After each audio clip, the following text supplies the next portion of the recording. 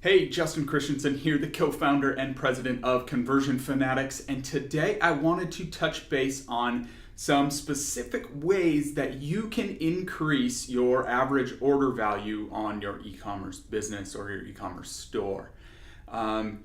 We got 5 different tips for you today, and our company at Conversion Fanatics tests thousands of tests a year for dozens of amazing e-commerce businesses, and I thought I would share a few of the things that we have seen to dramatically improve the average order value for them. And first and foremost, and it should be really no surprise, is upsells. But there's some specific ways that you can actually do upsells, and you need to be strategic about how you implement those upsells.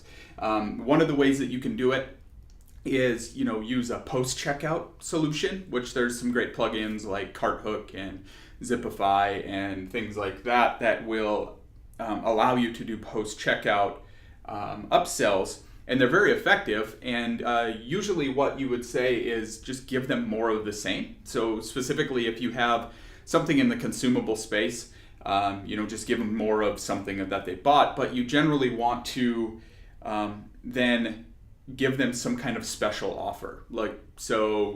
Buy rate today on this one time only, this page only, buy and save an additional 30% or something along those lines. But you can also do, add accessories or complementary products, especially since we're dealing in e-commerce and it's physical goods. There's a lot of things we can do with complementary products.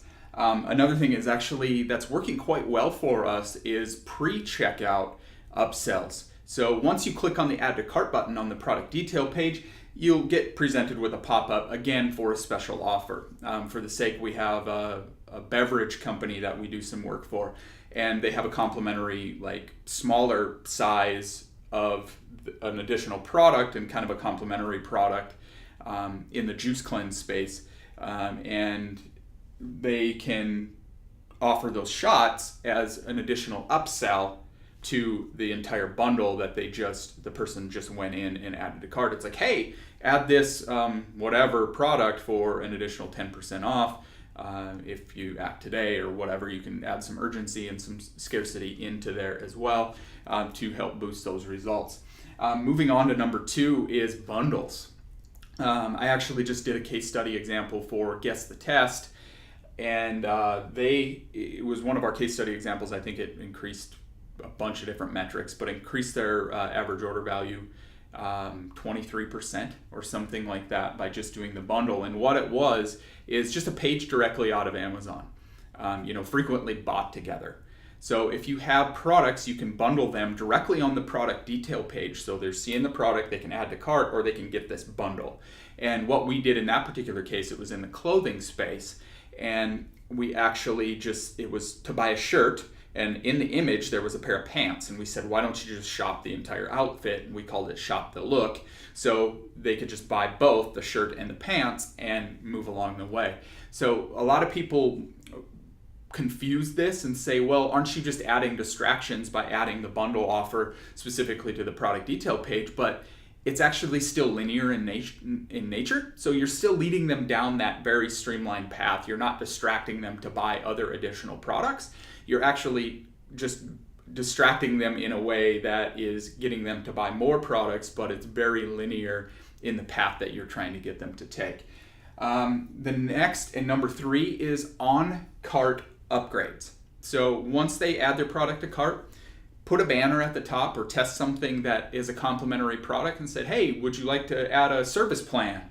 A lifetime service plan for an additional, $25, or would you like to, add, maybe you're selling t-shirts, would you like to add a mug for, with your same design or your same print?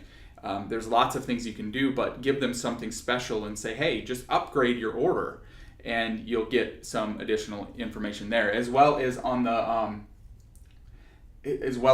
cart. You can actually offer recommended products on that cart as well. You've already got them added to cart. They've got something in their store. Why not recommend 4 different products that they can add to their order as well, and make it very easy for them to add those items to their cart.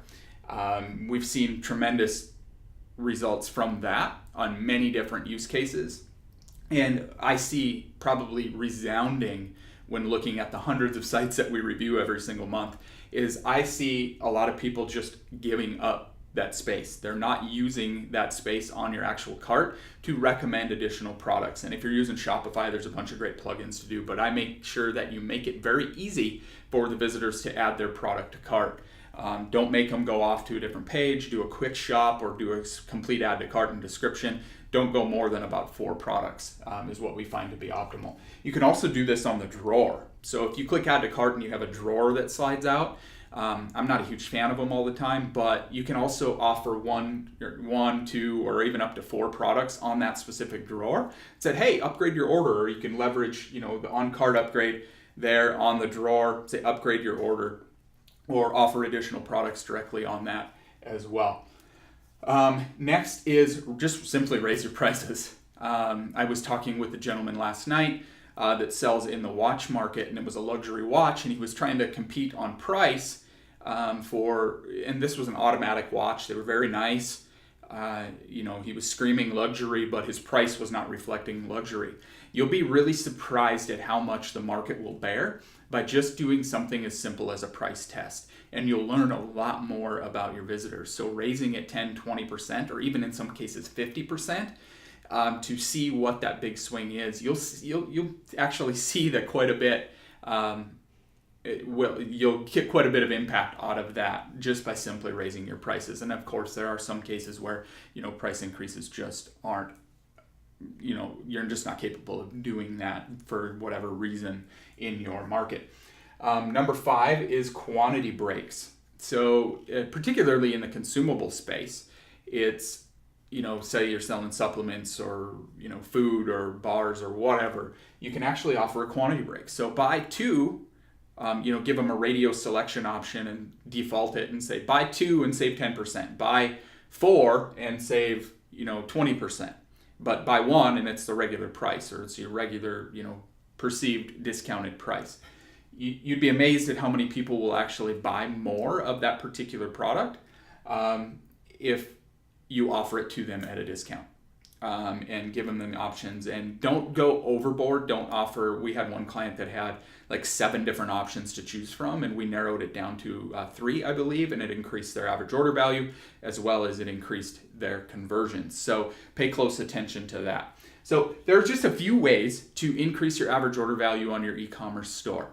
If you'd like additional help, not sure where to start on the actual split testing angles and how to go about this whole process to effectively optimize and not just split test, we help dozens of companies get fantastic results over here at Conversion Fanatics, and I'd like to do the same to you or for you by offering you the starting point, and that is a free conversion analysis where we take a deep dive into your analytics. We understand what's going on with your visitors and their behavior, and we offer up a couple dozen test ideas. And there's no obligation to do so. We'll spit out this 8 or 9 page report for you that's manually done by our analysts, and give you some great insights into your e-commerce store. So if you've got traffic and sales and you want some more results, I encourage you to reach out to get that conversion analysis by going to conversionfanatics.com. So hopefully you found this of some value, and I'll talk to you again on another video. Thanks.